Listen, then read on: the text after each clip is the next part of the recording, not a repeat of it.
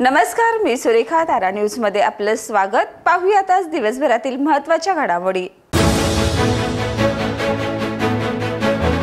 शारंगधर महोत्सवमध्ये आज रंगपंचमीच्या निमित्ताने तरुणी महिलांनी केली सप्तरंगाची उधळण. डीजेच्या तालावर थिरकली तरुणाई. कोल्हापूरमध्ये आज रंगपंचमी मोठ्या उत्साहात साजरी करण्यात आली. या पार्श्वभूमीवर शहरात कोणताही अनुचित प्रकार घडू नये यासाठी ठिकठिकाणी पोलिसांचा कडेकोट बंदोबस्त होता. शहरातील चौकाचौकामध्ये तपासणी मोहीम सुरू होती. पन्हाळा पोलीस ठाण्याच्या गुन्हे शोध पथकाने अंबुभाळ परिसरात सापडलेल्या बेवारस मृतदेह प्रकरणाचा छडा लावत तब्बल 2 महिन्याच्या तपासानंतर 4 जणांना अटक केली. शाहूवाडी जिल्हा कोल्हापूर तहसीलदार कार्यालयातील प्रलंबित कामं मार्गी लावण्याच्या आमिषाने 5 लाखाची लाच घेताना एका व्यक्तीस लाचलुचपत प्रतिबंधक विभागाने रंगेहात पकडले. आरोपी सुरेश जगन्नाथ खोत याला यावेळी अटक करण्यात आली.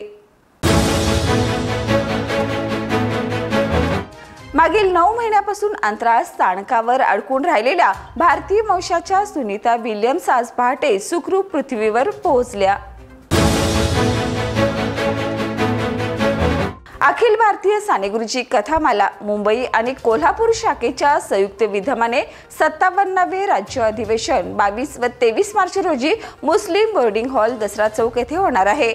अधिवेशनाचे उद्घाटन खासदार श्रीमंत छत्रपती शाहू महाराज यांच्या हस्ते होणार आहे.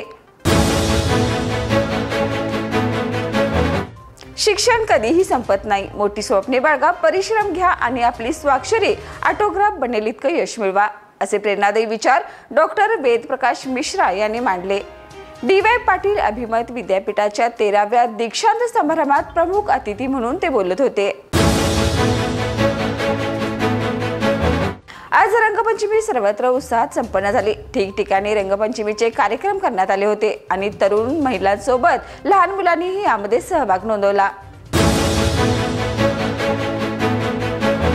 Doctor DY. पाटील अभिमत विद्यापीठाच्या सेंटर फॉर इंटरडिसिप्लिनरी रिसर्च विभागातील संशोधकांनी ऊर्जा साठवणुकीसाठी विकसित केलेल्या नव्या तंत्रज्ञानाला भारतीय पेटंट प्राधिकरणाने मान्यता दिली आहे.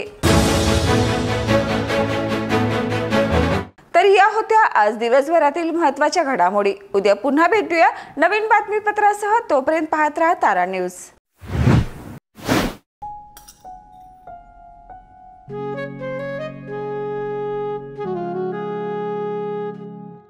बाबा, आज येताना बासुंदी घेऊन या ना. अगं, कालच आपण आईचा वाढदिवस होता म्हणून आणली होती ना. ऐकलं, गोकुळची बासुंदी पुन्हा खावीशी वाटतेय. खरं सांगू, मलाही खावीशी वाटतेय. पुन्हा पुन्हा खावीशी वाटणारी गोकुळ बासुंदी.